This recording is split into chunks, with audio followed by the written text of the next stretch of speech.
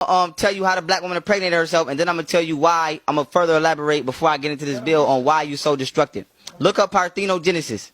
Parthenogenesis. Hit your voice app. See my phone? Hit your Google and say parthenogenesis definition, and it will tell you.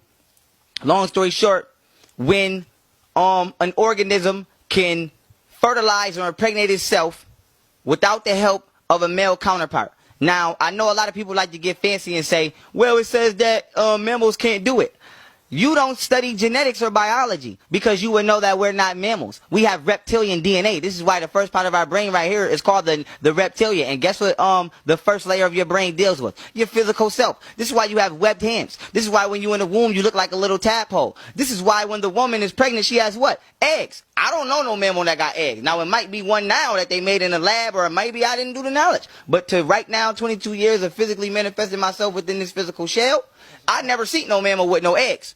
So, do the knowledge. The black woman, what happened was, in the bone marrow of the black woman, she has lost this ability because her X chromosome is not its strongest potential anymore. So she has lost this ability. So don't try to get smart and say, well, when I see a woman, I'm going to do it. Because that is no longer a reality anymore. The reality now is that she doesn't have that ability unless we start genetically strengthening ourselves. But that's another topic. Now getting back on, we need feminine energy in the world. That's what it is. Facts. Now getting back on point. It's out of balance with too masculine. Facts. Now what happens is the black woman was able to produce semen in her bone marrow and release this semen out of what you call her Bartholin glands through what you call the Bartholin duct. Now the Bartholin gland is two small pea-shaped, pea-sized organs on each side of the woman's vagina, and you barely can see them because they are underneath the layer of the skin of the vagina. But if you feel around, you can feel them. They feel like little bumps. Now those Bartholin glands